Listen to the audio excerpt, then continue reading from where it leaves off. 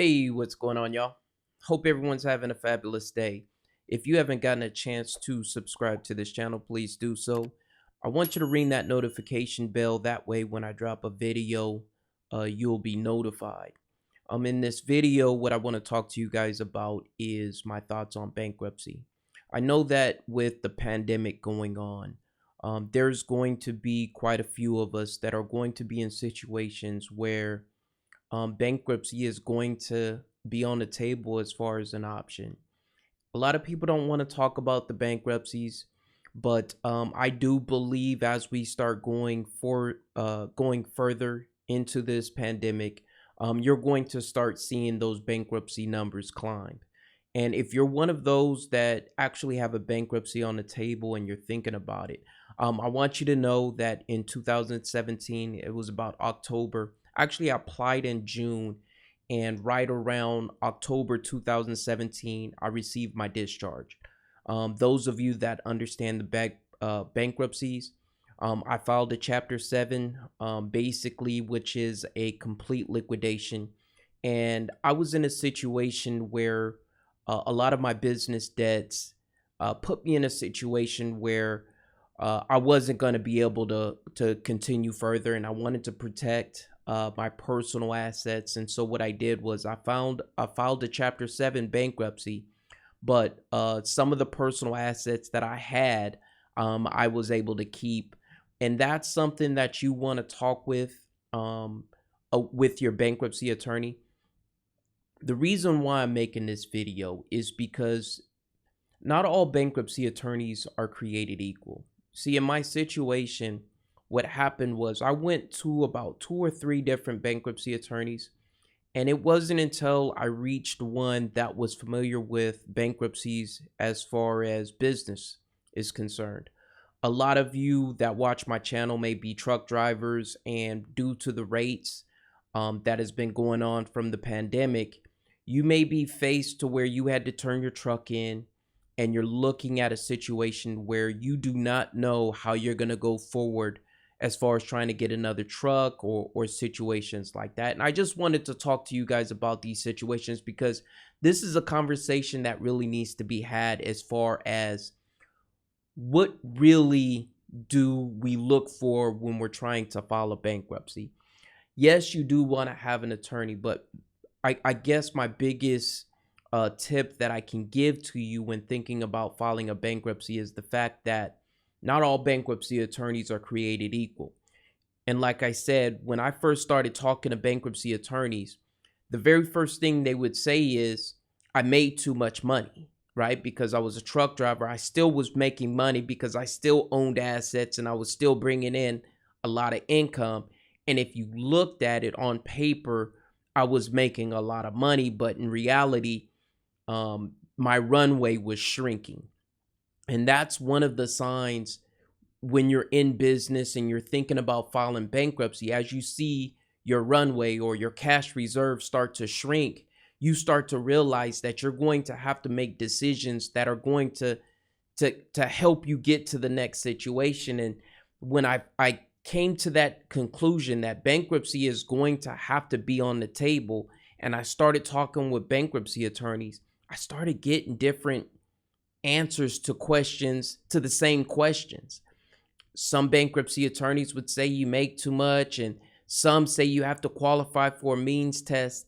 And in reality is, I would not want you guys to take the first bankruptcy attorney's opinion or decision on whether you should or shouldn't file bankruptcy. I want you to go out and maybe have 2 or 3 consultations. Most attorneys have these free consultations where you could sit down and have conversations with them about your particular situation. If you're in a home, there are still certain ways that you can protect assets, whether you have an auto loan or something like that, and you want to protect that asset, you can still file a Chapter 7 bankruptcy and protect your assets. But only an attorney can structure it in a way that is going to be beneficial for you. So despite what you may think, you may feel like it's at the end of the end of the tunnel, like you don't have any other decisions out there. I just want you to know that when you're thinking about a bankruptcy, my first tip that I would give you is make sure that you talk to 2 or 3 different bankruptcy attorneys, and that way you make sure that you have the full picture.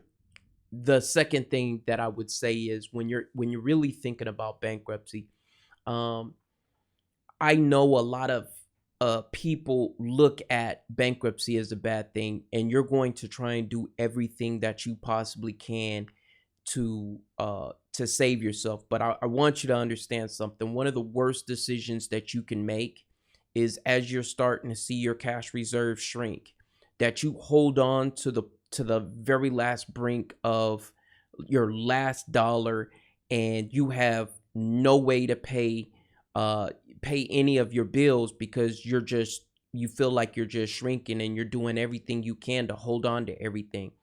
And with this mentality, what happens is, because it's a stigma, and you feel like you have this scarlet letter that's put on you, that when you file a bankruptcy, people are going to look at you differently.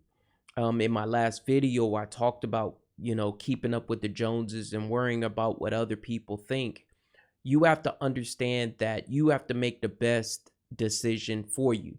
And a lot of times your mental state will prevent you from making the right decision, because you allow your feelings and your emotions to overcome you. And so your emotions start making decisions for you, and your feelings start making decisions for you.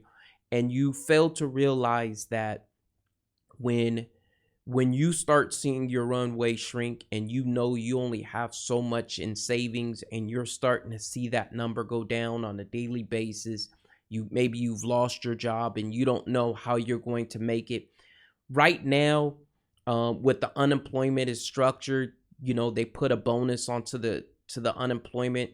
Those of you that are collecting it, and you're getting an extra $600, but at some point that money is going to run out. So you may be making enough to sustain yourself now, but at some point, though, that situation is going to end. And I just want you guys to be aware of that situation, and make sure that you're doing your due diligence on all these different stimulus packages that are coming out, that when that unemployment is going to end, and you're not shocked, or something is a monkey wrench is thrown into your plans where it's just lifted from underneath you and you didn't know it ended. There's nothing worse that could happen to somebody that is relying upon that unemployment, and then one day it's gone and they don't have a plan. And that kind of goes into my tip number 3 when filing bankruptcy, is that when you file a chapter 7 or chapter 13 or chapter 11, depending on your situation, you want to have a plan at the end of your bankruptcy. You want to be able to implement a plan that is going to help you get to your next situation. A lot of times, people wait 2-3 years after your bankruptcy, and I want you to know that when you file a bankruptcy, that it's not going to take you 2 or 3 years to recover from your bankruptcy. So you have to be thinking, okay, this bankruptcy is going to take about 3 months, and what is my plan after that 3 months? And you should have a structured plan on what you want to do when filing bankruptcy. And I would say what really helped me get to where I am, or how I recovered so quickly after my bankruptcy, because I knew exactly what I was going to do as soon as I received my discharge. In fact, what I was doing was implementing certain things before I even received my discharge, so that when I received my discharge, I would hit the ground running. And that's what I want you guys to focus on. I want you guys to understand that just because you file a bankruptcy doesn't mean that you have to wait 4 or 5 years. Now, when you speak to your attorney, a lot of attorneys don't understand credit. They're attorneys. They understand the law, but they don't understand how credit works. So what they're going to tell you is, you're not going to have 2 or 3, credit for 2 or 3 years. And so that is going to discourage you. But I'm here to tell you, I know credit. I might not know the law as well as they do, but I do know credit, and chances are I know credit better than they. And I would say that as soon as you get your discharge papers, I would be hitting the ground running, trying to accumulate as much credit as I possibly can so that I can build my credit profile. If you are thinking about filing a bankruptcy, or if you're in a situation where maybe you might need someone to kind of help you get into the right path or help you with a plan after bankruptcy, at the end of this video, I'll always leave my phone number so that you guys can reach out to me. If you have any questions, you can reach me at kenny@creditliving.com, and you can send me an email.